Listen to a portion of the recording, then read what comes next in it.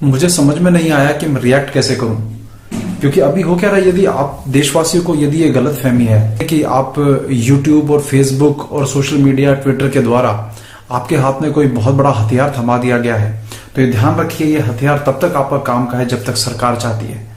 क्योंकि जिस तरह से आज विश्वरूप रॉय चौधरी जी का सोशल मीडिया जो अकाउंट है उस पर प्रतिबंध लगा दिया गया है कि वो कुछ नया अपलोड नहीं कर सकते, और आज दोपहर में उनके पास जो कमिश्नर पुलिस है फरीदाबाद के, वहां उनके पास कंप्लेंट आई है कि इनके जो अकाउंट है सोशल मीडिया अकाउंट में प्रतिबंध लगाया जाए, कुछ नया अपलोड ना कर पाए। ये अंग्रेजों के समय में इस प्रकार से होता था कि यदि कि अंग्रेजी शासन के खिलाफ यदि कोई भी किसी प्रकार का पत्र छापता था या समाचार पत्र छापता था तो उसकी सारी प्रतियां जब्त कर ली जाती थी। तो इस प्रकार का जो पूरा का पूरा आज हमें देखने को मिल रहा है कि विश्वरूप रॉय चौधरी जैसे व्यक्ति ने सच्चाई के साथ कोरोना की पोल खोली और प्रधानमंत्री जी तक को यह निवेदन किया कि मेरी इन बातों को आप रिपोर्ट लीजिए, मुझे मरीज दीजिए। उन्होंने ये कहा कि मैं ठीक करके दिखाऊंगा आपको, लेकिन हुआ क्या उल्टा, सरकार की तरफ से उनको आज शायद हो सकता है उनका पूरा यूट्यूब चैनल डिलीट करवा दिया जाए। तो ये अभिव्यक्ति की आजादी नहीं है।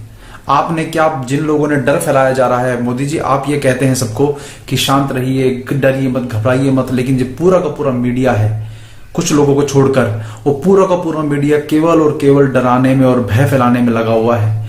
क्या आपको यह उचित लगता है? हमें लगता है कि राजीव भाई के जो समर्थक हैं, मित्रों मैं आज आपको ये बोल रहा हूं, भले इस काम के लिए मुझे जेल जाना पड़े, लेकिन मैं इस बात को बोल के रहूंगा कि मोदी जी आपकी सरकार और आप जैसों की सरकार, जितनी भी आगे किसी भी पार्टी की सरकार आई, आएंगी और जाएंगी, लेकिन हमारे आने वाली पीढ़ियों पे पड़ने वाले जो प्रभाव आपकी स्वास्थ्य नीतियों के कारण, WHO के प्रोटोकॉल को फॉलो करने के लिए आप प्रधानमंत्री नहीं बने। आपसे निवेदन है कि आप अपनी बुद्धि लगाएं इसमें। मतलब आपने हम लोगों को जो चाहती है सरकार वही लिखना चाहते हैं कि आपके हाँ में हाँ जो मिलाए। क्या आप हमारी बात को, हमने आपके लॉकडाउन का विरोध किया? नहीं किया। हमने ये कहा कि लॉकडाउन सही है गलत उस पर समीक्षा जरूर की, लेकिन हमने लॉकडाउन का पालन किया, कोई कानून नहीं तोड़ा, घर से बाहर नहीं निकल रहे हैं। लेकिन क्या आप हमारे सोच पर भी लॉकडाउन करना चाहते हैं? क्या आप हमको कोई आपको सुझाव भेजें तो उनको भी ये आप प्रोटोकॉल WHO का फॉलो करने के लिए हमारे प्रधानमंत्री नहीं बने थे, आपको हमारी भी सुननी पड़ेगी। मैं मानता हूं इतना बड़े देश आसानी से नहीं चलता, लेकिन कम से कम आप जो तथ्यों की तो बात करिए। यदि ये कल आप मनीष तिवारी जो कांग्रेस के हैं, मैं कांग्रेस सपोर्टर नहीं हूं, लेकिन कल जो है मनीष तिवारी कांग्रेस ने जो आनंदपुर साहिब के MP हैं, उन्होंने एक लेटर लिख के भेजा। ये लेटर लिख के भेजा जिस लेटर के अंदर उन्होंने ये कहा है कि जो प्रिंस चार्ल्स है ब्रिटेन के, तो उनका इलाज होम्योपैथी की दवाई से किया गया है, जो बेंगलोर के एक डॉक्टर आइजैक मैथाई ने किया है। ये उन्होंने लिखा है, और ये बेंगलोर के डॉक्टर हैं जिन्होंने होम्योपैथी से उनका इलाज किया है। तो इस होम्योपैथी के इलाज को भारत में अप्लाई क्यों नहीं किया जा रहा है? यदि प्रिंस चार्ल्स इस इलाज को ले सकते हैं, क्योंकि प्रिंस चार्ल्स थोड़े दिनों पहले कोरोना से ग्रसित पाए गए थे, लेकिन अब वो 6 दिन बाद वो ठीक हो गए हैं। किसके कारण? एक भारतीय डॉक्टर के कारण। भारतीय डॉक्टर आइजैक मैथाई जो होम्योपैथी के डॉक्टर हैं। लेकिन आप सोचिए, अब आप कहेंगे कि प्रिंस चार्ल्स ये सब अफवाहें हैं। आपको पता है कितनी बड़ी लॉबी है मोदी जी? इतनी बड़ी लॉबी है कि प्रिंस चार्ल्स ने होम्योपैथी की बड़ाई कर दी तो ये पूरी की पूरी एलोपैथी की लॉबी उनके पीछे पड़ गई कि ये व्यक्ति जो है दिमागी रूप से ठीक नहीं है, ये गलत बात कर रहा है। और आपको ये लगता है कि मैं क्यों ऐसा बोल रहा हूं, तो ये जो बेंगलोर का डॉक्टर है, मैं उनकी आपको दिखाता हूं वीडियो। ये बेंगलोर के जो डॉक्टर हैं, इनके लिए प्रिंस चार्ल्स ने मैसेज भेजा था, जो आज से करीबन 6 साल पहले का है, एक कॉन्फ्रेंस के लिए।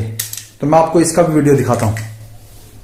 ये देखिए, इसमें लिखा है message from his royal highness the prince of Wales. ये किसके लिए मैसेज है? कि भारत में होती हुई कोई कॉन्फ्रेंस थी ऑल्टरनेटिव मेडिसिन पे, उसके ऊपर ना आने का, उसमें उसको अटेंड ना कर पाने के कारण ये खेद व्यक्त कर रहे थे।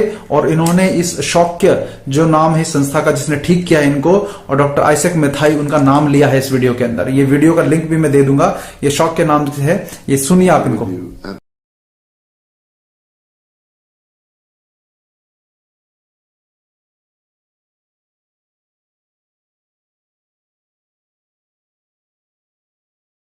Ladies and gentlemen, you can have no idea how sad I am not to be with you at the beginning of this first international conference of the College of Medicine. And I can only apologize for appearing in this virtual form. It is all the more frustrating, I can assure you, since I am actually here in India. And I must tell you that for a very long time I have greatly admired many of the ancient traditions of healing in the East, which have been developed over literally thousands of years of observation and application. I am especially grateful to Dr. Isaac Matai and the Sukya Foundation, who have organized and hosted this conference. In fact, ये भारत की और पूर्वी देशों की जो प्राचीन चिकित्सा पद्धतियों की तारीफ कर रहे हैं कि उन्होंने हमेशा अप्रिशिएट किया है। तो ये मैं जो वीडियो दिखाया आपको, ये आप वीडियो को यदि देखेंगे, इसमें इस हिंदुस्तानी जो बेंगलोर के डॉक्टर, इनका नाम इन्होंने लिया है। और इसमें आप ये सोचिए कि होम्योपैथी की बड़ाई करने के लिए प्रिंस ऑफ जो वेल्स है, प्रिंस चार्ल्स को, इस तक को लोगों ने, पूरी लॉबी ने इन तक को भी गलत साबित करने में लगे हुए हैं। Why is Prince Charles being branded an enemy of healthcare progress? Well, he's become a patron of the Faculty of Homeopathy, a professional body for homeopaths, and some doctors and scientists are not best pleased that the future king is endorsing this alternative therapy. Homeopathy is archaic, expensive, and ineffectual. Like millions of people around the world, the royal family have used homeopathy, and they have done for centuries. Prince Charles, if one goes by his age, Britain's king-in-waiting falls in the high-risk category. He's 71 years old, but he's out of self-isolation, apparently in good health. What exactly is working for Prince Charles when the rest of the kingdom continues to suffer? Some say it's homeopathy, believe it or not, and they're appealing for research in traditional cures. I have to say that this is a very irresponsible statement to make. Prince Charles has been a long-time patron of Britain's homeopathic society. मुझे चिंतन करने के बाद यह समझ में आया कि क्यों अमेरिका और ब्रिटेन में होम्योपैथी से इलाज करने के बावजूद, जबकि उनका शाही परिवार सैकड़ों वर्षों से होम्योपैथी का प्रयोग कर रहा है, परंतु फिर भी वह होम्योपैथी की बड़ाई सार्वजनिक स्तर पर नहीं करते। अब इसका चिंतन मैं करने लगा तो इसका उत्तर मिला मुझे विश्व युद्ध के समय में। विश्व युद्ध के समय में दूसरा जो विश्व युद्ध हुआ था जर्मनी के साथ, जिसमें अमेरिका और ब्रिटेन ने जर्मनी के विरुद्ध युद्ध किया था। और जैसा कि आपको पता है कि यह जो विद्या है होम्योपैथी की, यह विधा जो है वो जर्मनी में डेवलप हुई और इसका वास्तविक जो इसका मूल है वो आयुर्वेद से निकला है, परंतु वो बाद का विषय है। परंतु इस कारण से, क्योंकि सेकेंड वर्ल्ड वॉर में, दूसरे विश्व युद्ध में ब्रिटेन और अमेरिका जर्मनी के विरुद्ध लड़े थे, इसलिए जर्मनी के द्वारा बनाई गई कोई भी चिकित्सा पद्धति का सार्वजनिक रूप से यह प्रशंसा नहीं कर सकते। यही कारण है कि अमेरिका के जो जितने भी मीडिया हाउस जो यहाँ भारत में भी बहुत बड़े स्तर पे संचालित करते हैं, वो सब के सब होम्योपैथी की बड़ाई नहीं करते या नहीं कर सकते। आपने प्रधानमंत्री बनने से पहले आधार कार्ड का विरोध किया, लेकिन प्रधानमंत्री बनने के बाद उसी आधार का आपने सपोर्ट किया और हर जगह लागू करवाया। क्यों? आप बताइए हमको इस बात का। हमारे आने वाली पीढ़ी का पूरा आप इसके जो फायदे आप गिना रहे हैं, लेकिन जिसके नुकसान होने वाले हैं कि क्या हमको गुलामी का जीवन जीना पड़ेगा? क्या हमको आपकी मर्जी के अनुसार जो पूरी दुनिया में टीकाकरण का विरोध है उस टीकाकरण को करना पड़ेगा? आप हर चीज को कंपलसरी कर देंगे जो हमारे विरोध में हो? क्या डब्ल्यूएचओ का प्रोडक्ट, डब्ल्यूएचओ का बहुत दूध की धुली संस्था है क्या? मोदी जी बताइए आप। देखिए, हमें पता है हमारी कोई ताकत नहीं है मोदी जी आपके सामने, लेकिन ये जनता ने चुना है। मैं राजीववादियों से, राजीव भाई के सब सपोर्टर से ये कहूंगा कि यदि ये सरकार जो है इस प्रकार से सच्चाई को दबाएगी, इस तरह से हमारे आने वाली पीढ़ियों के सेहत का खिलवाड़ करेगी और गलत लोगों का साथ देगी, तो मैं कहता हूं पूरे के पूरे राजीव भाई के समर्थक, भले वो मुझे व्यक्तिगत रूप से मेरे सपोर्ट में हो, व्यक्तिगत रूप से मुझे वो अच्छा मानते हैं, बुरा मानते हैं, पीढ़ी के लिए किसी भी लेवल तक मैं जाने को तैयार हूं।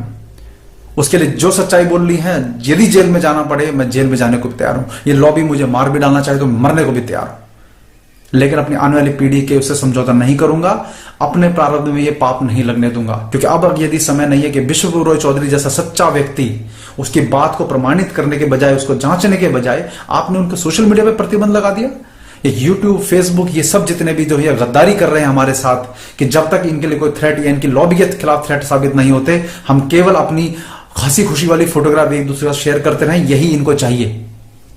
ये हमको इस प्लेटफॉर्म को हमारे अंदर भय डालने के लिए प्रयोग करना चाहते हैं, लेकिन हम लोग को सच्चाई बोलते हैं, ये उस इनको बर्दाश्त नहीं। इसका मतलब ये है, ये पूरी इंफॉर्मेशन को कंट्रोल करने के लिए ये बनाए गए हैं सारे प्लेटफॉर्म, कि जिससे कि जो ये इंफॉर्मेशन चाहते हैं वो हमारे दिमाग में भरी जा सके। और मोदी जी, मैं क्षमा चाहूंगा आपसे, लेकिन आपने यदि ये इंटरनेशनल ट्रीटीज या जो भी आपने समझौते किए, आपकी जो मजबूरी हो, लेकिन आपकी जिम्मेदारी इस भारत के प्रति है। आपने 370 के मुद्दे, आपने कश्मीर के मुद्दे पे, राम मंदिर के मुद्दे पे, हर मुद्दे पे जो इतनी समझदारी और सूझबूझ अमित शाह जी के साथ मिलकर दिखाई है, मैं चाहता हूं कि इस विषय पर भी आप ये समझदारी दिखाएं। नहीं तो आने वाली पीढ़ी, आपकी सरकार, आप 10-20 साल बाद, भगवान करे आपको लंबी उम्र मिले, लेकिन आप 10-20 साल बाद आप प्रधानमंत्री जैसे अटल बिहारी जी आज नहीं हैं, इसी प्रकार आप भी नहीं रहने वाले, लेकिन ये आने वाली पीढ़ी आपको ना कोसे ऐसा आपको काम करना पड़ेगा। यह आपसे हाथ जोड़ के निवेदन है।